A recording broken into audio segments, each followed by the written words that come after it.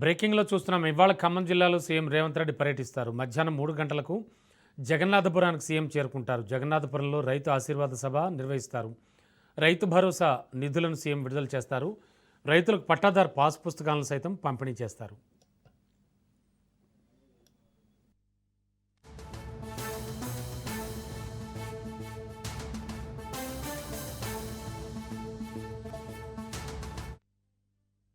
ఇవాళ ఖమ్మం జిల్లాలో సీఎం రేవంత్ రెడ్డి పర్యటన జరగనుంది. మరింత అదనపు సమాచారం అందించడానికి మా కరెస్పాండెంట్ ఉపేందర్ సిద్ధంగా ఉన్నారు. ఉపేందర్, ఇవాళ సీఎం టూర్ షెడ్యూల్ ఏంటి అసలు? రమణ, ఇప్పటికే రైతు ఆశీర్వాద సభ పేరుతో కూడా ఖమ్మం జిల్లాలో భారీ బహిరంగ సభను అయితే ఏర్పాటు చేశారు. మధిర నియోజకవర్గం చింతకాని మండలం మత్స్యపల్లి క్రాస్ రోడ్ లో కూడా ఈ ప్రాంగణాన్ని అయితే ఏర్పాటు చేశారు. గత నెల 30వ తేదీన ఈ సభ జరగాల్సి ఉండగా వర్షాల కారణంగా కూడా వాయిదా పడింది. ప్రస్తుతం వాతావరణం అనుకూలించడంతో ఈ సభ నిర్వహణకైతే సిద్ధమయ్యారు. ఈ రోజు మధ్యాహ్నం 3 గంటలకు సీఎం రేవంత్ రెడ్డి సభా ప్రాంగణానికి అయితే చేరుకుంటారు. సభకు 3 లక్షల మంది తగ్గకుండా కూడా రైతులు, అటు ప్రజలను, మహిళలను కూడా హాజరవుతున్నట్లు కూడా ఇప్పటికే డిప్యూటీ సీఎం బట్టి విక్రమార్క, అటు సహాయ మంత్రులుగా ఉన్నటువంటి పొంగులేటి శ్రీనివాస్ రెడ్డి, తుమ్మల నాగేశ్వరరావు కూడా చెప్పడం జరిగింది.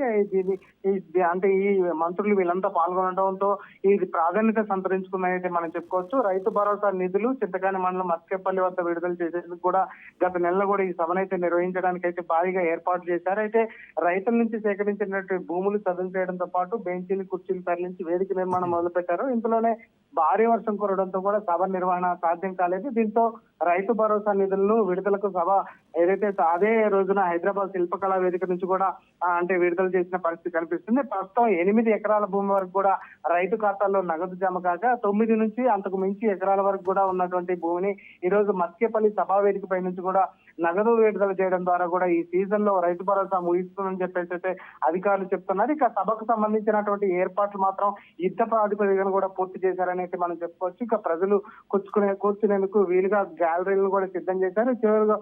చివరి వరకు ఉన్న వారందరూ కూడా చూసేందుకు, ప్రసంగాలు తిలకించేందుకు భారీ ఎల్ఈడి స్క్రీన్లను కూడా ఏర్పాటు చేశారు. అంతేకాకుండా సాగునీరు, మొబైల్ టాయిలెట్లు కూడా సమకూర్చున్నట్లయితే మనకి సమాచారం ఉంటుంది. సభకు వచ్చే వారికి భోజన వసతి కూడా కల్పించారు. మరోపక్క సభా వేదిక సమీపంలోనే సీఎం రేవంత్ రెడ్డి ఏదైతే హెలికాప్టర్ కోసం భారీ హెలిప్యాడ్ ను కూడా సిద్ధం చేశారు.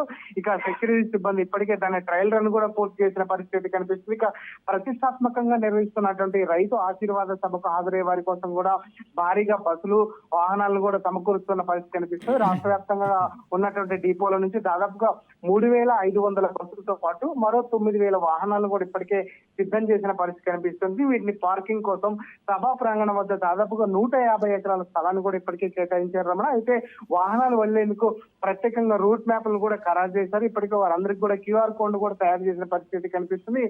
అంతేకాక వర్షం వచ్చిన ఇబ్బందులు ఎదుర్కోకుండా ఉండేందుకు జర్మన్ టెక్నాలజీ ద్వారా ఏదైతే జర్మన్ హంగర్స్ తో కూడా సభా ప్రాంగణాన్ని అయితే తీర్చిదిద్దారు. ఇక సభకు దాదాపు 1,500 మంది పోలీసులతో భారీ బందోబస్తును అయితే ఏర్పాటు చేశారు. ఇందులో అడిషనల్ డీజీపీలుగా ఉన్నటువంటి 4గురితో పాటు ఇటు 12 మంది ఏసీపీలు, ఇటు సిఐలు, ఆర్ఐలు, అదేవిధంగా ఎస్ఐ భారీగా పాల్గొనే అవకాశం అయితే కనిపిస్తుంది. ఇక ఈ సభకు సంబంధించి అన్ని ఏర్పాట్లు అయితే పూర్తి చేశారు. ఇక సభ ఏర్పాటు డిప్యూటీ సీఎం మల్లు బట్టి విక్రమార్క, అటు వ్యవసాయ శాఖ మంత్రి తుమ్మల నాగేశ్వరరావు ఈ సభా వేదికను ఎప్పటికప్పుడు పరిశీలిస్తున్న పరిస్థితి కనిపిస్తుంది. వేదిక, పార్కింగ్, ఎంట్రీ పాయింట్లు పరిశీలించి ఇప్పటికే తగు సూచనలు కూడా చేయడం జరిగింది. ఇక మధిర నియోజకవర్గంలో జరుగుతున్న ఈ సభ మంత్రివర్గం అంతా కూడా హాజరయ్యే విధంగా కూడా ఉంటుందని చెప్పేసి ఇప్పటికే అటు విక్రమార్క కూడా చెప్పిన పరిస్థితి ఉంది. అయితే ఇప్పటికే ముఖ్యమంత్రి బాధ్యతలు స్వీకరించిన తర్వాత యనమల రేవంత్ రెడ్డి ఖమ్మం జిల్లాకు రావడం ఇది 4వసారి.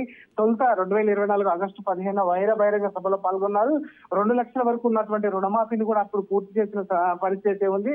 అప్పుడు రైతు కృతజ్ఞత సభ కూడా ఏర్పాటు చేసిన పరిస్థితి ఉంది. అలాగే 2024లో మున్నేటి వరద సమయంలో కూడా ఇక్కడ పరిస్థితులను పర్యవేక్షించేందుకు కూడా వచ్చారు. ఇక ఈ ఏడాది జనవరి 18న ఏదైతే ఎదులాపురంలో JNTU కళాశాల నిర్మాణానికి భూమి పూజ చేసినటువంటి పాలేరులో అభివృద్ధి కార్యక్రమాలు కూడా ప్రారంభించారు. అంతేకాక ఇటు సిపిఐ పార్టీ 100 ఏళ్ల సభలో కూడా ఆయన పాల్గొన్నారు. ఇప్పుడు మరోసారి ఏదైతే మధిర నియోజకవర్గం చింతకాని మండలం మత్స్యపల్లి వద్ద జరిగేటువంటి రైతు ఆశీర్వాద సభకైతే హాజరవుతున్నారు. ఈ సందర్భంగా రైతు భరోసాలో భాగంగా 9 ఎకరాల నుంచి 54 ఎకరాల లోపు కలిగినటువంటి రైతులకు దాదాపుగా 1,009 కోట్లు విడుదల చేసే అవకాశం అయితే స్పష్టంగా కనిపిస్తుంది. అంతేకాకుండా రైతులకు ఏదైతే పట్టాదారు పాస్బుక్లు కూడా అందించే కార్యక్రమాన్ని అయితే Yes. ఈ సభ ద్వారా ఏర్పాటు చేశారు. ప్రస్తుతం మాత్రం సభకు మాత్రం జనాన్ని అయితే భారీగా తరలిస్తున్నారు Ramana. Okay, thank you Upender.